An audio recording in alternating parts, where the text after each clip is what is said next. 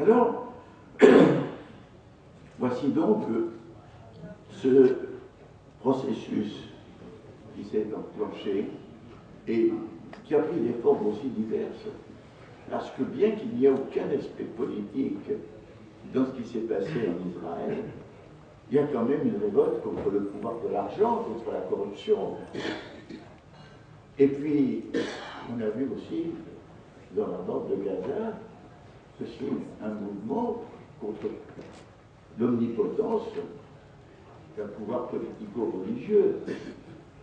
Donc, dans chaque pays, ces mouvements ont des formes diverses. Mais il est clair que la vague n'est pas terminée. Il est clair que ce n'est pas ce qui va se passer. Mais on peut quand même diagnostiquer. Autant le mouvement est puissant pour faire une brèche dans le système, une fois que la brèche s'est ouverte, ce mouvement se divise. Il y a ceux qui sont prêts à faire des compromis, ceux qui ne veulent aucun compromis, ceux qui sont porteurs d'une pensée politico-religieuse, comme c'est arrivé ici et dans d'autres pays, ceux qui sont plutôt laïcs. Ce mouvement se divise. Ce n'est pas cette division qui est mauvaise en soi, parce qu'au contraire, la démocratie, c'est quoi? La démocratie, c'est pas seulement la majorité, je dirais que c'est même pas principalement la majorité. La démocratie, c'est la pluralité des opinions, c'est le conflit des opinions, à condition d'accepter la règle du jeu, c'est-à-dire le jeu qui consiste à s'opposer et où le vote décide, et non pas un jeu où on va commencer à s'agresser physiquement. Autrement dit, la démocratie vit de conflits, mais de conflits politiques, à travers les idées et la parole, et pas à travers les armes et les coups de poing. Parfois ça dégénère, mais malheureusement, effectivement, le danger de la démocratie, c'est que l'excès de conflit peut la détruire.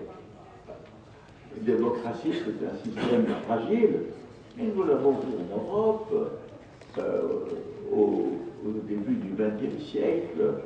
Les États étaient plus ou moins démocratiques, puis il y a eu le fascisme en Italie, il y a eu le nazisme en Allemagne, la révolution soviétique a pris un aspect totalitaire d'une brutalité inouïe, puis il y a eu le franquisme en Espagne, il y a eu Salazar au Portugal, il y a eu Vichy en France. Donc vous voyez que les démocraties, c'est pas une chose, un bien qu'on a acquis pour que la démocratie a besoin de se régénérer en permanence. Et donc, si on est entré dans une aventure démocratique. Mais ce qui est intéressant pour nous, méditerranéens, c'est que, effectivement, bien que je répète qu'il y a des différences culturelles, et même que dans ce fond culturel, il y a des traditions religieuses, bien qu'il y ait des différences de situation économique, historique,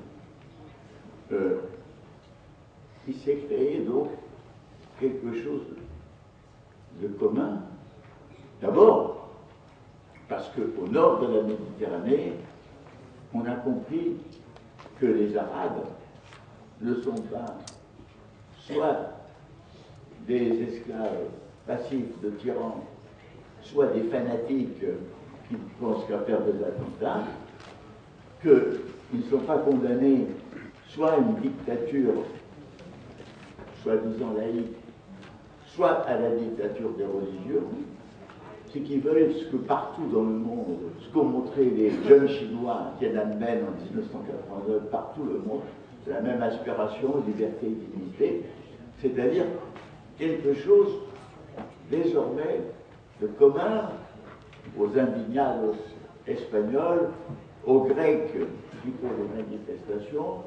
Bref, nous voyons quelque chose de commun. Et nous voyons aussi que il y a aussi bien au nord qu'au sud quelque chose qui manque.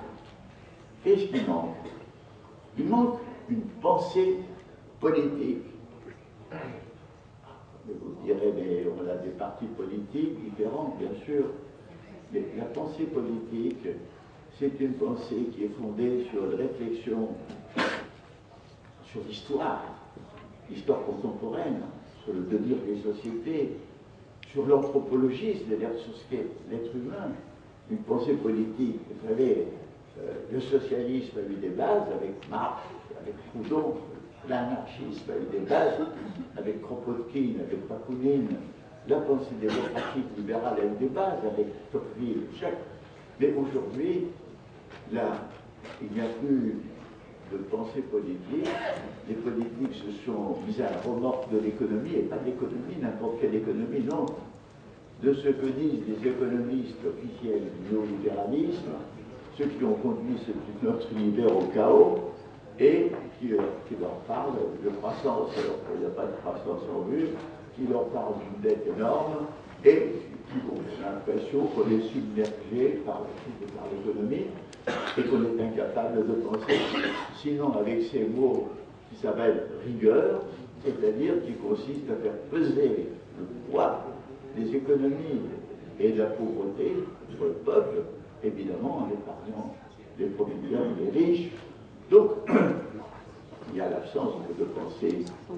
Or, je crois que les Méditerranéens du nord, du sud, de l'est, de l'ouest, les Méditerranéens peuvent avoir une pensée propre.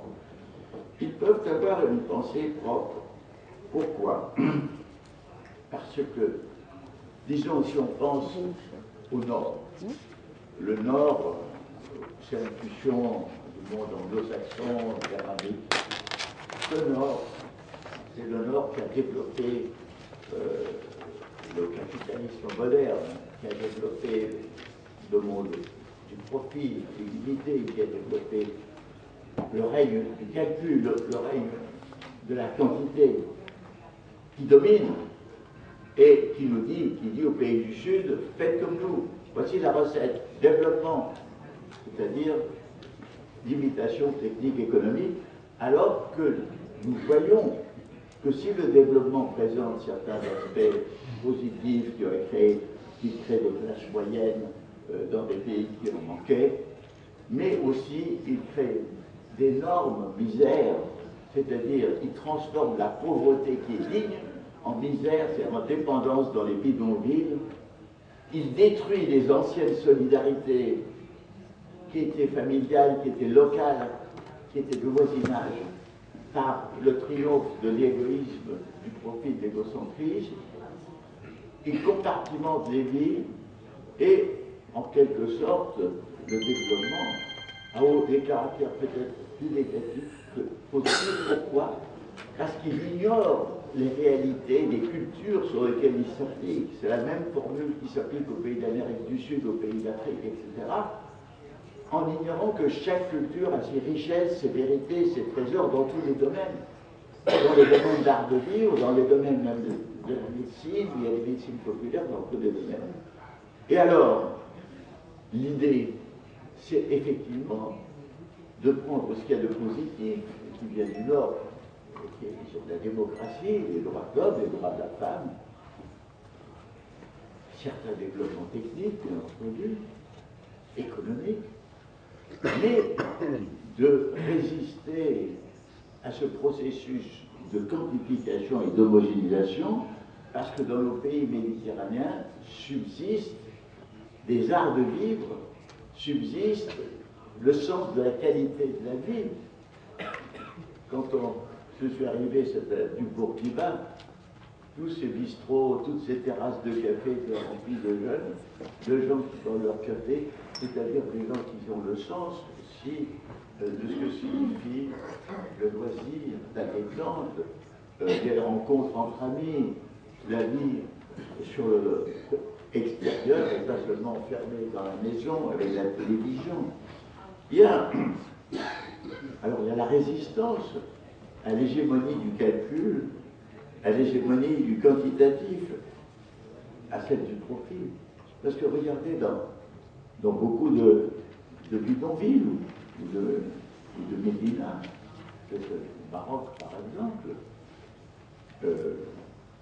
apparemment, pour l'économiste occidental, ce sont des gens qui vivent avec $1 par semaine, en fait, qui n'ont pas les moyens. Pourquoi? Parce qu'ils ignorent qu'il y a des solidarités, des entraides, qu'il y a des petits entrepreneurs, évidemment, qui vivent dans une économie grise, mais qui cherchent à gagner de l'argent. Mais ce n'est pas le seul but fondamental. Il y a aussi l'honneur, il y a aussi l'amitié, il y a aussi l'estime qui joue son rôle. L'économie n'est pas détachée de la vie sociale. Et c'est pour ça que ces populations vivent dans la pauvreté mais échappent à la misère, il y a la dépendance absolue. Il y a des valeurs de solidarité, il y a des valeurs de fraternité, il y a des valeurs d'honneur qui sont capitales. Et je pense qu'une pensée du Sud doit s'inspirer de ceci, une pensée méditerranéenne, car ceci reste encore vrai, bien que ce soit menacé de plus en plus des deux côtés de la Méditerranée. Donc, je pense que cette pensée peut orienter une politique qui est une politique, je dirais, de symbiose de civilisation. On ne va pas repousser tout ce qui vient du Nord. Non, on va prendre ce qu'il y a de positif, mais on va sauvegarder ce qui fait nos qualités, ce qui fait nos vertus. Et, par exemple, c'est vrai que ce qui vient du Nord a pu détruire, a pu ravaler, a corrompre l'autorité toute puissance du chef, que ce soit le père de famille, le chef de tribu, etc. Ça a donné beaucoup plus de liberté aux jeunes. Ça a donné les libertés de se marier, alors que les mariages étaient conventionnels. Ce sont des libertés acquises. Mais il faut dire aussi que ça a créé un vide dans une jeunesse qui a été brusquement privée de pouvoir de travail. Ça a créé les vieux, bon, ils n'ont plus cette autorité toute puissance, mais le Nord, ces vieux, on les rejette dans des maisons de retraite, et vous savez, les Asiatiques ou les Africains qui viennent en France sont stupéfaits de voir la façon dont on traite les vieillards, dont les familles s'en débarrassent. Bon. Donc, il y a beaucoup de choses à sauvegarder, le respect, beaucoup de choses à rejeter. Donc, je pense qu'on a besoin d'une pensée méditerranéenne capable de faire les symbioses nécessaires pour inspirer une politique méditerranéenne qui soit différente selon les pays et ses conditions, mais qui en même temps a quelque chose de commun. Parce que le projet d'union méditerranéenne proposé par la France, par exemple par Sarkozy, est fondé uniquement sur l'économie.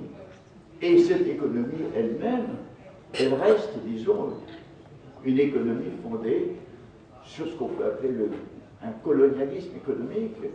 Nous voyons partout les terres qu'on arrache d'autant plus facilement aux paysans qu'il n'y a pas de droit de propriété.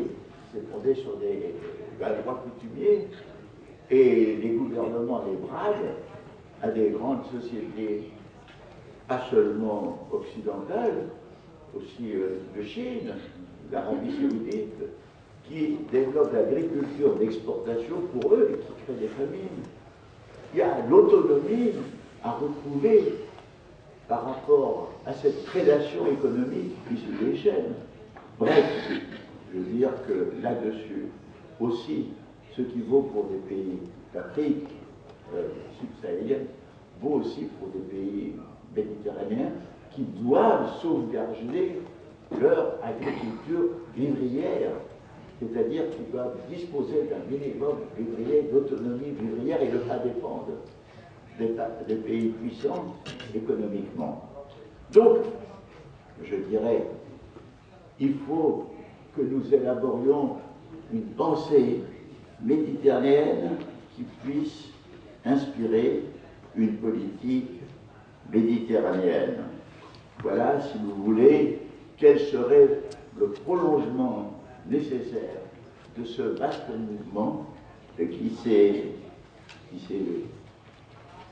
est né ici même et qui se propage sur la planète et qui doit rester vivant en Méditerranée, mais sa vie, au-delà de la lutte contre le despotisme et toutes les formes de despotisme, dont celui du profit illimité, parce qu'il faut bien comprendre aussi que la Méditerranée subit un peu ce que subit toute la planète. Qu'est-ce que subit la planète? Elle subit aujourd'hui le réveil de deux pieuvres qu'on ne voyait pas tellement au XXe siècle, parce qu'au XXe siècle, on voyait surtout la pieuvre des totalitarismes, des régimes du type nazi ou stalinien, qui sont morts. Et qu'est-ce qui s'est réveillé? C'est la pieuvre de la spéculation financière, du capital financier qui domine le monde, et l'autre, c'est des fanatismes religieux, ethniques, nationalistes. Et là aussi, la pensée méditerranéenne doit dénoncer ceci et doit s'opposer, et par là même retrouver quelque chose de commun avec d'autres pays aussi qui subissent les deux pieuvres. Voilà, je vois que mon heure approche, je peux quand même laisser quelques minutes pour les questions auxquelles je demande d'être bref.